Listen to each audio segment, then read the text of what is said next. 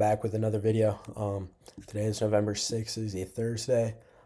November is actually insane so far. November is so far. We're like, what, 4 days in November? It's so far way better than October was at all. October was actually, October might have been the worst trading month I've ever experienced in my life. But November's looking very nice. So yeah, I did end up taking a trade, and it was unfortunately, well, or fortunately, break even.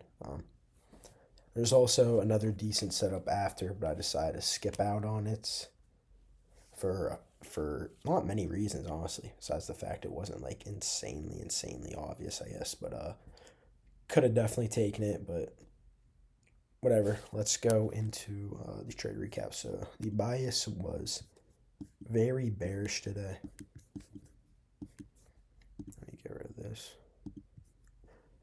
So we had SMT with these hourly highs, then we were inside this hourly gap and reacting very bearishly off this hourly gap with displacement to the downside. Let me show, where's the displacement at?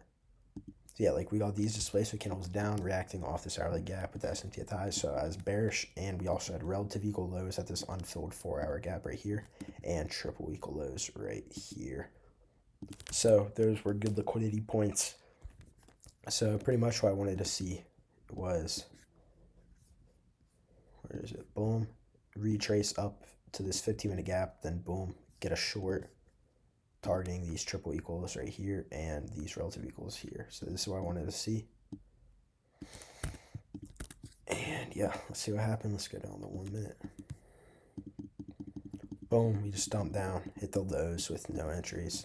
And then here, since we just swept all these equal lows, we swept these relative equal lows, we tapped the hourly gap, we tapped the 5-minute gap right here. If we got bullish momentum after all this, I was going to take a long, not because I'm necessarily bullish, because I was expecting this range to at least get rebalanced. Because if you see this whole range, we just sort of dumped, like there's no retraces, rebalancing, anything. So I was expecting a rebalance here.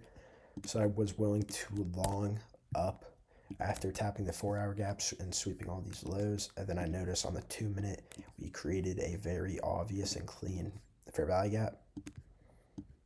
And then, so yeah, I was going to take this, target the unfilled 15-minute at the top. There was also like an unfilled 15-minute like right like here maybe, but RR just wasn't there, so I was going to hold it to up here. So yeah, let's see what happened. Boom.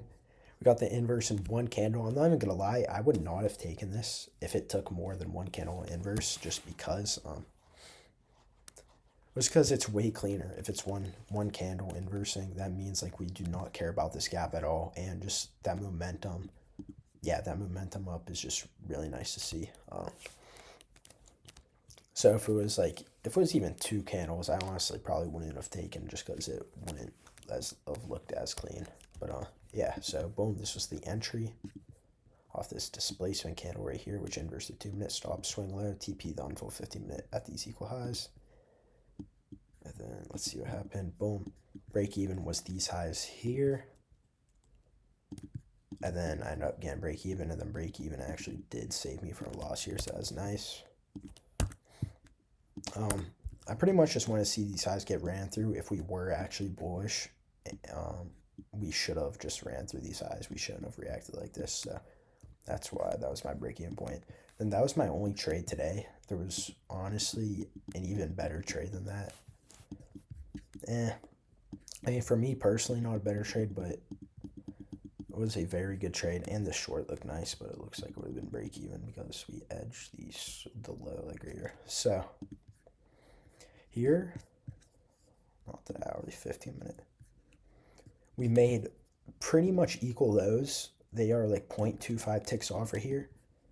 So just look how beautiful this chart looks. Dump down, rebalance, made equal lows. Like a short here looks so nice.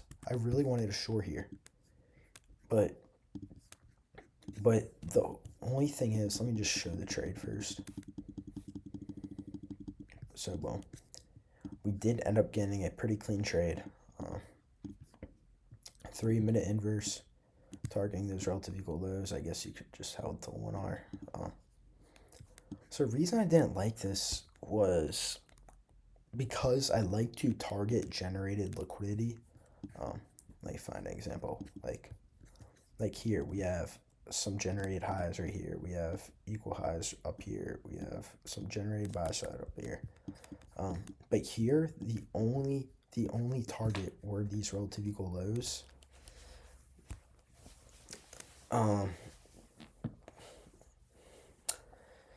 But yeah, man. Realistically, this I don't know, man.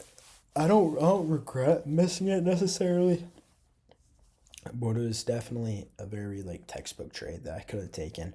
Depending on the day, I probably would have taken this. I don't know. It's 50-50, I guess, because it was definitely a really good trade. These equal lows were just very obvious and a really good liquidity pool. I think that's what messed me up the most. Like, I needed to realize that these are literally like equal lows with like the most obvious hourly low over here. But whenever I take trades like this, there usually aren't equal lows. Maybe the low's like way down here, then I take the 3-minute inverse, then we go up and then go down. But here we quite literally had equal lows. So I think that's why I didn't really feel confident enough to take it. But this was literally my textbook continuation model. If you go back into my YouTube videos, it's one of my first videos, I think. It's my continuation model. It's boom, rebalance to a 15-minute gap, boom, obvious inversion down, highest time frame, which was the 3-minute, and then targeting whatever the liquidity pool is. So yeah, very nice trade. Depending on the day, would have taken this if I didn't already trade, and if this move wasn't so large already, I probably would have taken it. But yeah, I don't know. So just one break even today. I don't think anything else. Yeah, nothing else happened after. So yeah, one break even today. I did actually copy trade 2 top steps today. That's what I'm going to be doing moving on. Since I passed my 1 top step yesterday. So yeah, I'm on 2 top steps now, risking like 400, 500 trade. Yeah, man, just going to continue to follow my rules, be patient, and the time will come, man. Just got to stay patient, wait for these really clean days, just skip out on those mid-price action days.